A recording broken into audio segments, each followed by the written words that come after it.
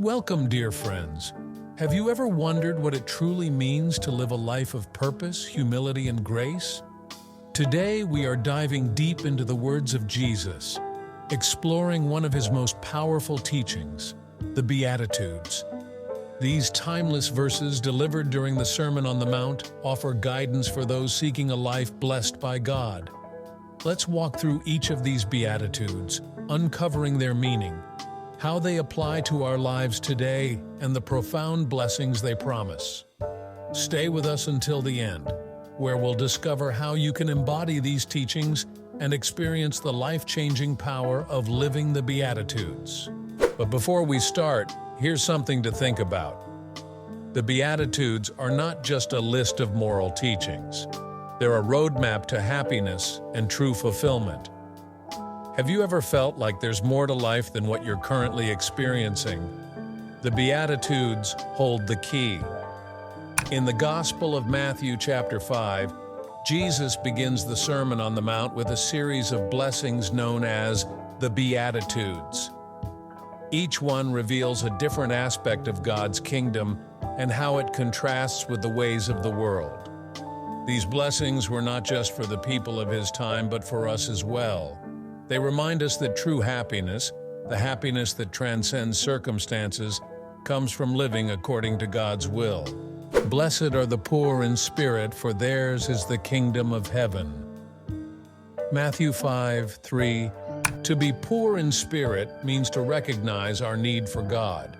It's a humble acknowledgement that we are not self-sufficient, that without God we are spiritually bankrupt.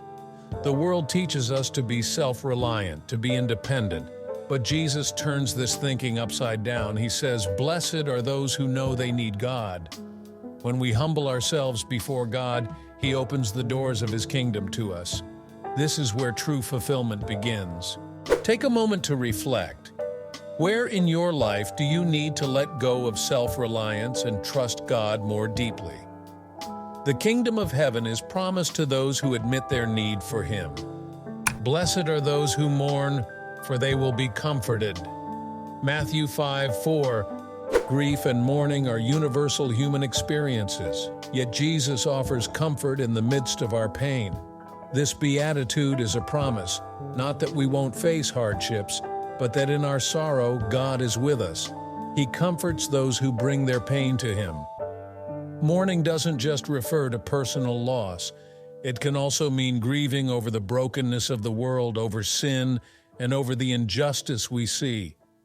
When we mourn with God, we invite His healing presence into our lives. Are you carrying sorrow today? Know that you are not alone. God sees your tears and promises His comfort. Lean into His grace and allow Him to bring healing where there is hurt. Blessed are the meek, for they will inherit the earth.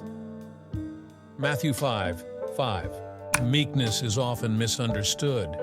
The world sees meekness as weakness, but in God's eyes, meekness is strength under control.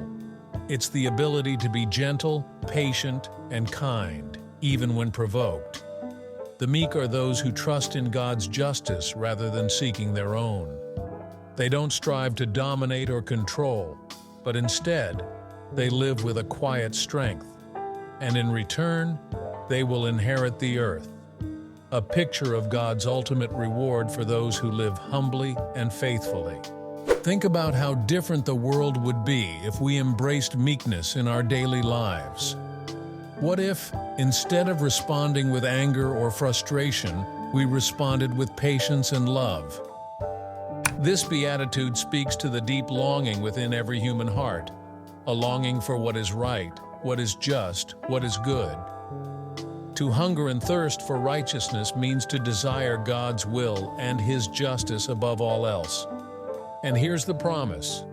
Those who seek righteousness with all their heart will be filled. God will satisfy their deepest desires. Do you feel that hunger inside of you? That desire for something more, for something right and true? God promises to fill that need when we pursue His ways. Blessed are the merciful, for they will be shown mercy. Matthew 5:7. Mercy is more than just feeling sorry for someone. It's compassion in action. When we show mercy, we reflect the heart of God, who is merciful to us every day. This beatitude teaches us the principle of reciprocity. When we are merciful, we open the door for God's mercy in our lives. Mercy isn't always easy, but it is always powerful.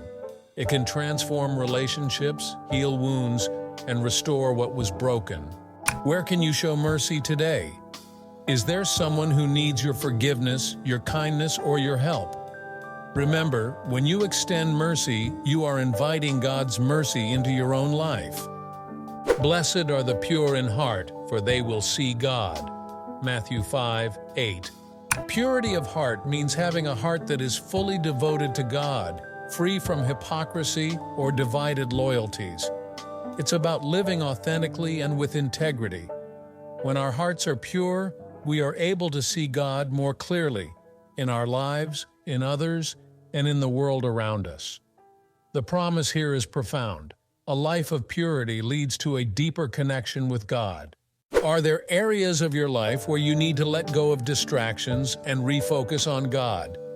A pure heart isn't a perfect heart, but one that seeks God above all else. Blessed are the peacemakers, for they will be called children of God. Matthew 5:9. In a world filled with division and conflict, Jesus calls us to be peacemakers. This doesn't mean avoiding conflict, but actively working to bring peace where there is strife. Peacemakers reflect the nature of God, and in doing so, they show that they are truly His children. Think about where you can bring peace today, in your home, your workplace, or your community. As you work for peace, you are living out your identity as a child of God. Blessed are those who are persecuted because of righteousness, for theirs is the kingdom of heaven. Matthew 5:10. Following Jesus isn't always easy. There are times when living righteously will bring opposition, misunderstanding, or even persecution. But Jesus assures us that those who stand firm in the face of persecution will inherit the kingdom of heaven. This is a powerful reminder that no matter what we face in this world, we have an eternal reward waiting for us. Stay strong in your faith even when it's difficult. Remember that God sees your perseverance and has promised you His kingdom. The Beatitudes are more than just a list of blessings. They are a blueprint for living a life that reflects the heart of God. As you go about your day, ask yourself, how can I embody these teachings? How can I live in a way that honors God and blesses others? Thank you for joining us today. If this message has touched your heart, be sure to subscribe and share this video with someone who needs a reminder of God's blessings. Let's continue this journey together, living out the Beatitudes and experiencing the joy of a life aligned with God's will.